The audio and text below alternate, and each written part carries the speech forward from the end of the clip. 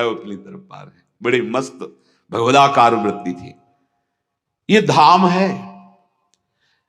यहां जो प्रेम प्राप्त होता है वहां साधन प्रधान बात नहीं, सावधानी से रहने में रहिए। रजरानी का सेवन, कितना भी विक्षिप्त चित्त हो, लताओं के दर्शन करो, तत्काल चित्त वृत्ति श्यामा श्याम में। यह अनुभव की बात कहते हैं। अगर महापुरुषों ने लताओं से कुछ भी लिया है, तुमने देखा है सदगुरुदेव भगवान जैसे श्री जी की झूला के लिए आपसे कुछ टहनियां, तो इसलिए आप कृपा करके भिक्षा रूप में अपनी टहनियां दीजिए झूला में लगाने की। बस ऐसे किया और फिर टहनियां ले। ऐसे यहां तो साधारण वृक्ष की भी मर्यादा नहीं रख रहे और इसे जड़ से उखाड़ कर बड़ा हृदय एकदम नुच जाता है। कितने सुंदर सुंदर वृक्ष, और इसे वृक्ष को लगाओ और पालन पोषण करो। देखो कितना समय लगता है उनको तैयार होने में। तैयार वृक्ष को नष्ट करने में क्या समय लगा? किस लिए? धाम हम आए हैं प्रियालाल की प्राप्ति के लिए। धाम तो वास किसी और उद्देश्य से नहीं होता। धाम तो केवल श्यामा श्याम की प्राप्ति के लिए। ये वन है, वृंदावन है, ये भगवत प्राप्ति के लिए है, प्रियालाल को रिझाने के लिए है। अगर यहां हम लताओं का अपमान कर देंगे तो फिर कैसे प्रियालाल मिलेंगे? लता पीछे भी सत्संग में कहा था, प्रसंगवशात फिर कह रहे हैं, यदि आपके पास धन है, आपने जमीन खरीदी है, तो एक ही छोटी सी लता चाहे लगाइए, आपकी वहां लता होनी चाहिए। ये हमारे वृंदावन की बहुत बड़ी महिमा है लताओं की। एक आप हर श्रृंगार का वृक्ष लगा लीजिए, पुष्पों वाला है। एक तमाल लगा लीजिए छोटा सा। आप फिर भावना कीजिए वहीं प्रियालाल पधार रहे हैं हमारे लता भवन में।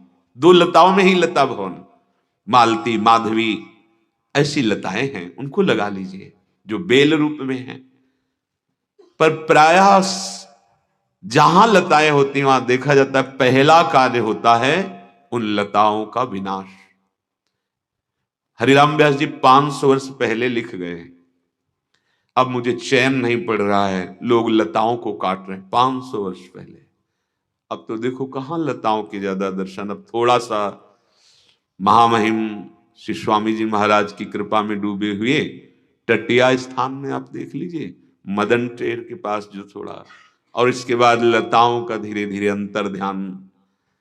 रजरानी में कहा अब इतना डामर कंक्रीट बिछा हुआ है कि लोटे तो रजे नहीं लगेगी, छिल और जाएगा। कहां रजरानी? बड़ा ये दुर्भाग्य सा प्रतीत हो। सैकड़ों प्रातः काल आप देखो, सैकड़ों संत लौटते मिलेंगे जो उस समय रज का, सैकड़ों वयोवृद्ध आ करके अपने लंगोटी में ऐसे 2:30 बजे 3 बजे लौट रहे। रजरानी पूरे शरीर में लगी, फिर वस्त्र धारण किया, भजन में बैठ गए। बड़ा परम पावन यहाँ का जो भजन स्वरूप है, बड़ा पवित्र है। वृक्षाद्याख्या प्रकथन रुचौ स्तोत्र मंत्रादिक किम।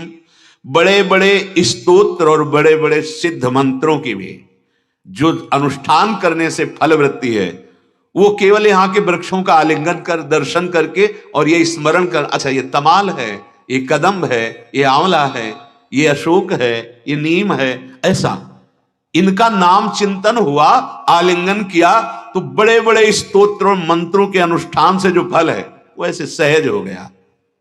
वृंदावन की लता सम कोटि कल्प तरुणाई, करोड़ों कल्प तरु इसकी समानता नहीं कर। जब कदम्ब जी का आलिंगन जैसे हित धाम में ऐसे, तो ऐसा लगता मानो प्रिया प्रीतम का आलिंगन हो रहा, मानो मेरे आराध्य देव मेरे गले से लग रहे हैं। दृष्टि यत्र क्वचिति रता चेदलम ध्यान लक्ष्य।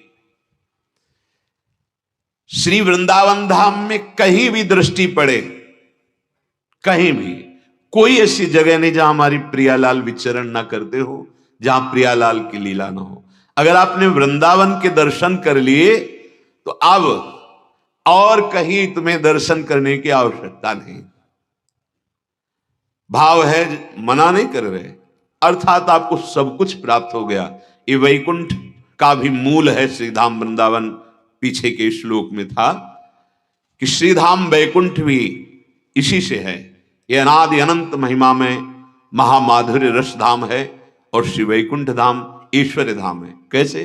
जैसे बिहारी जी के अंश से ही वैकुंठाधिपति भगवान नारायण है, ऐसे ही वृंदावन के अंश से ही परम महामहिम, जिसकी महिमा कभी कुंठित नहीं होती, वो वैकुंठ है। अगर वृंदावन का दर्शन कर लिया तो करें और फिर कहीं आपको दर्शन करने की आवश्यकता नहीं। हाँ, आप जाना चाहते जाइए, आपकी निष्ठा, आपका भाव, लेकिन आवश्यकता नहीं है। संपूर्ण फल श्री वृंदावन मात्र के दर्शन से प्राप्त हो जाता है।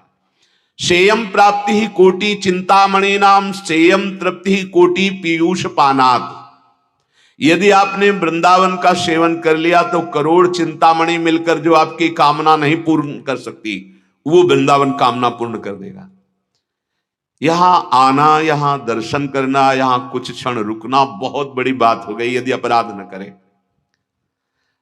यदि आप यहां आते हैं तो प्रार्थना है यहां वो सब ना करो जो संसार में करते हो। 10 दिन के लिए, महीना भर के लिए, 2 दिन के लिए, 1 दिन के लिए आए हो, संयम में रहो। बड़े बड़े होटलों में रुके और वही किया जो दिल्ली कलकत्ता में संसार में करते हो। ए भाई नहीं, यहां संयम से रहो, होश में रहो। ये वृंदावन है प्रिया प्रीतम का प्रेम प्रदान करके अद्भुत सुख देने वाला। तुम्हारे सारे पाप नष्ट हो जाएंगे, तुम्हारे को विपत्ति देने वाले कर्म नष्ट हो जाएंगे। यहां ना कोई खेल नहीं है।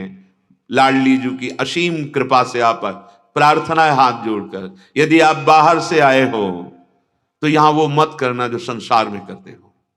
बहुत धैर्य पूर्वक इंद्रियों को संयम में रखकर जितना कमा सको, राधा राधा राधा राधा, सत्संग सुनो, बिहारी जी के दर्शन करो, परिक्रमा करो, यमुना जी के समीप बैठकर नाम कीर्तन करो। आप जहां रुके हो, जैसी सुविधा में रुके हो, पर संसारिकता मत करो। ये धाम है, यहां आप ऐसे खान पान, ऐसी जगह जगह अपवित्रता कर दें। कुछ भी खाया फेंक, कहीं दोना फेंक दिए, कहीं थूक दिया, कहीं ऐसे नहीं। ये धाम है। एक से एक परमहंस गुप्त रूप से यहां विचरण करते हैं।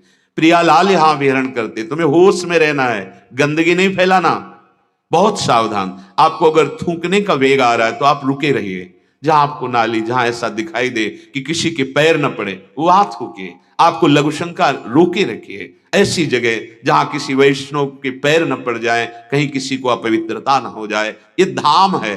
भले एक दिन के लिए आओ, बहुत बड़ा लाभ मिलेगा, पर होश में आओ। परिवार सहित आए हो तो बस सावधानी से तप पूर्वक रहो, 24 घंटे तप पूर्वक रहो, जीवन का लाभ मिलने लगेगा। जानते नहीं और मानते भी नहीं।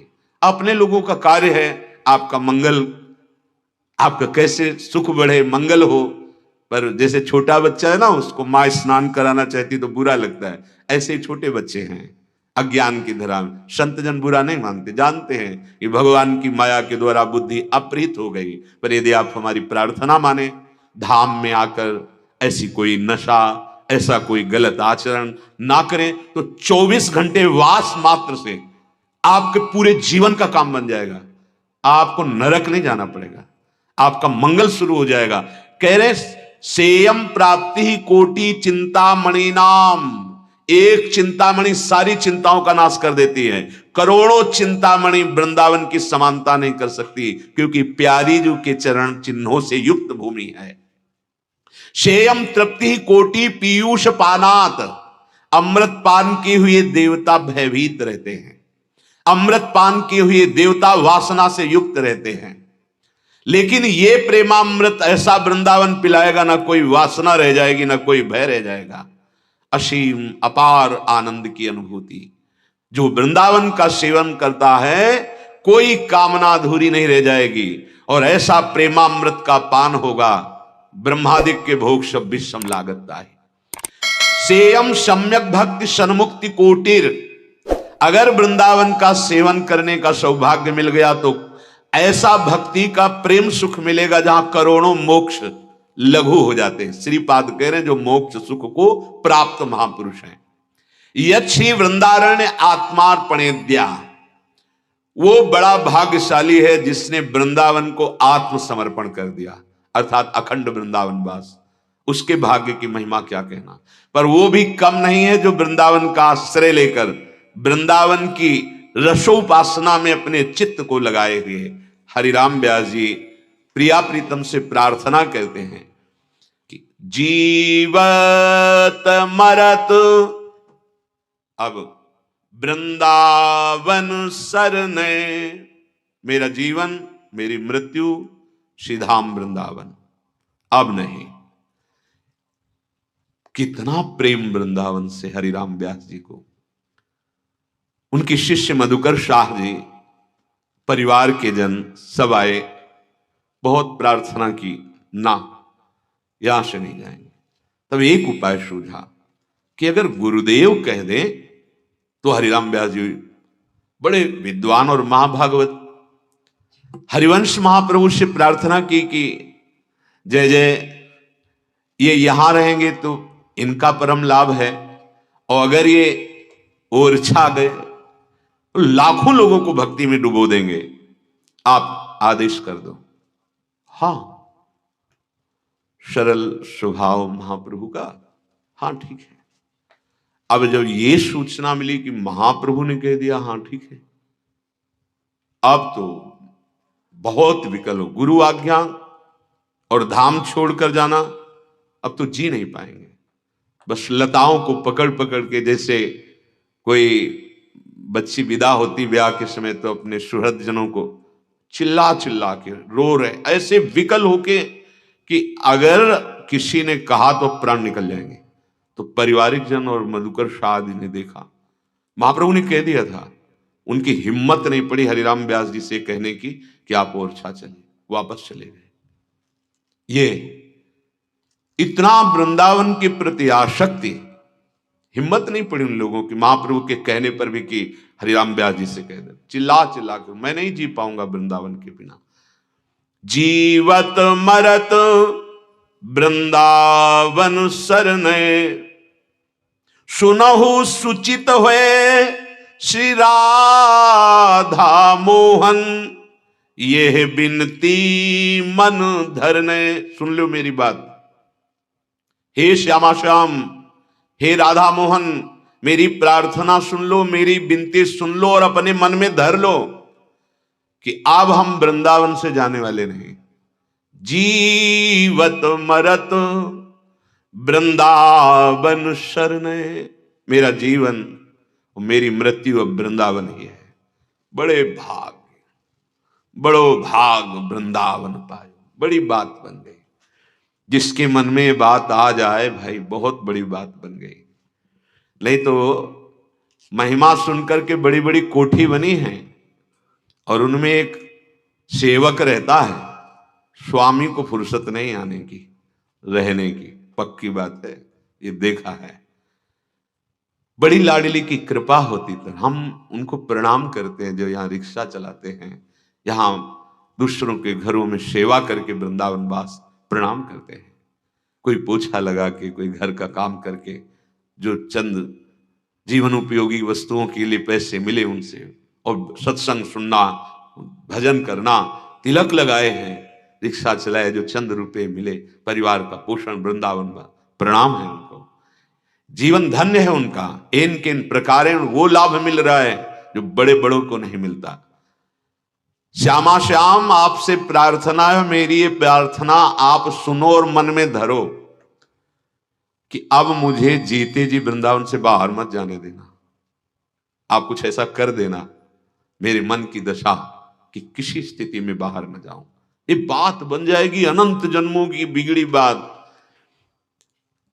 और देश के बसत ही घटत भजन की बात, वृंदावन में स्वार्थो उलट भजन हो जात। ये हम तो जीत गए।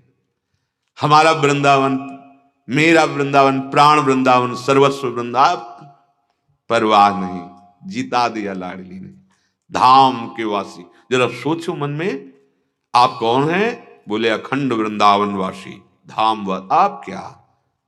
और देश के बसत ही घटत भजन की बात, वृंदावन में स्वार्थ उलट भजन हुए जात। भोजन पाते हैं प्राण पोषण के लिए, लेकिन यहां भोजन पाते हैं तो पुण्य प्राप्त होता है, पाप नष्ट होते हैं। क्यों? वो प्रसाद होता है। हर चेष्टा यहां भजन बन जाती, स्वार्थ भी यहां परमार्थ बन जाता है। ऐसा धाम का प्रभाव। यह परम पुरुषार्थ मेरो और कछु नहीं करने। हरिराम व्यास जी कह रहे हैं, आपसे कह रहा हूं श्यामा श्याम, अब मुझे और कुछ नहीं करना। अगर मेरा पुरुषार्थ तो बस इतना ही कि अब जीऊंगा तो वृंदावन में, मरूंगा तो वृंदावन में। अब आपको क्या कराना है ये आप देख लीजिए, हमारी तरफ से कुछ नहीं होगा। क्या शरणागति है, क्या आत्मसमर्पण है इन महापुरुषों का। श्याम भरोसे तेरे व्रत के, नहीं व्यास को टरने, जीवत मरत वृंदावन शरणे। हे श्याम सुंदर, मेरा भरोसा, मेरा व्रत एकमात्र वृंदावन। अब हम अपने इस व्रत से नहीं टरने वाले, अर्थात वृंदावन नहीं छोड़ने वाले। जो बाहर रहते हैं वो निराश ना हो। कई जगह हमने पढ़ा है, जो धामवासी हैं उनका किसी एक का संबंध हृदय में स्वीकार कर ले, किसी धामवासी का, जो भगवत प्रेमी जन है वो मेरे, और वो संबंध इतना प्रभाव उनके अंदर कर दे कि उनके हृदय में आ जाए कि ये मेरा, हो गया काम। जो वृंदावन वास का फल है वही आपको प्राप्त होगा। रसिक महापुरुषों से अपनापन, और वृंदावन वासी की तन से, मन से, वचन से, या जो सेवा सामग्री है, थोड़ी भी सेवा बन जाए। पीछे श्रीपाद ने वर्णन किया, तो धाम बड़ा कृपालु है, देखता है कि हमारे धामवासियों से इसकी प्रीति है, तो उसकी वही गति होती है जो धामवासी की होती है। तीसरी, जो वृंदावन का चिंतन करने लगता है आश्रय लेकर, वृंदावन को चिंतवन यह दीप और बारी, कोटि जन्म के अघ तमय काट करे उजियार, उसको भी वही गति प्राप्त होती है। निराश होने की बात नहीं कि जिनको वृंदावन वास प्राप्त हुआ वो तो सफल हो गए, हम निष्फल नहीं।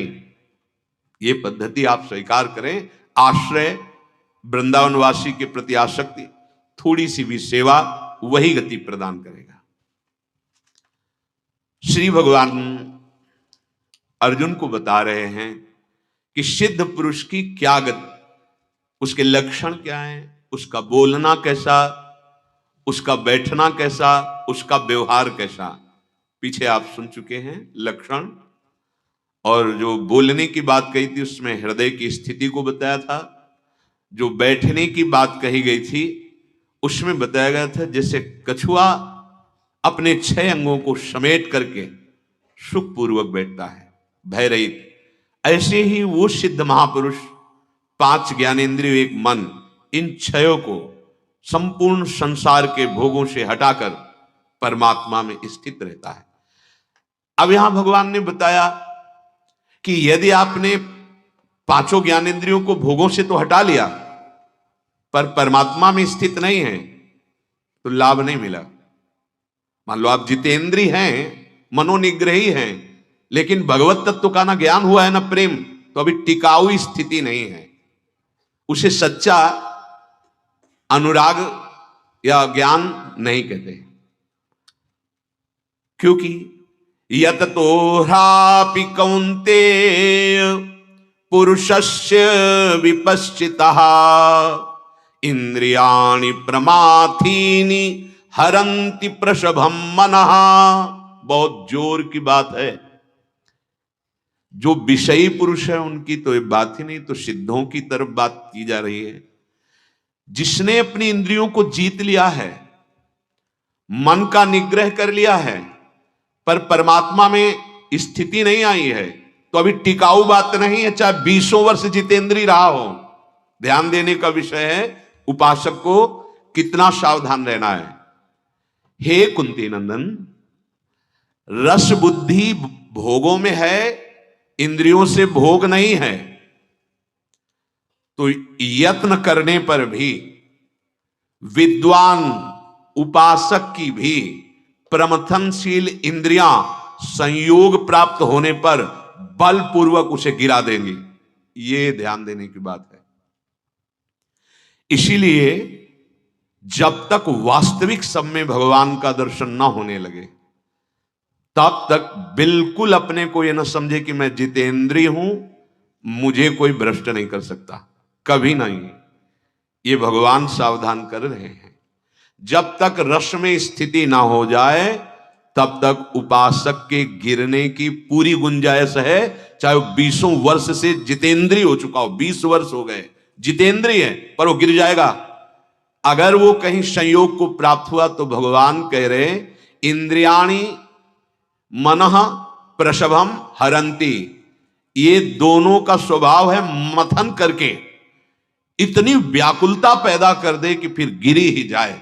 इसी बात को भगवान श्री कृष्ण द्वैपायन व्यास देव जी ने कहा, मात्रा स्वस्रा दुहित्रा वा न विविक्ता सनो भवेत, बलवान इंद्रिय ग्रामो विद्वान समपि कर्षति। उपासक को चाहिए कि वो माता बहन और पुत्री के साथ भी एकांत में एक आसन पर ना बैठे। बहुत समय तक एकांत होने पर इंद्रियां ऐसे बलवान हैं, प्रमथन स्वभाव वाली हैं कि वो विद्वान को भी भ्रष्ट कर सकती हैं, औरों की तो बात जाने दो। इसी पर जैमिनी जी का उदाहरण दिया गया था। उन्होंने तत्काल प्रश्न किया कि गुरुदेव ये बात तो मेरी समझ में नहीं आई, अन्य किसी माता बहन की तरफ तो, लेकिन अपनी माता बहन बेटी, और आपने लिखा मात्रा स्वस्रा दुहित्रा वा ना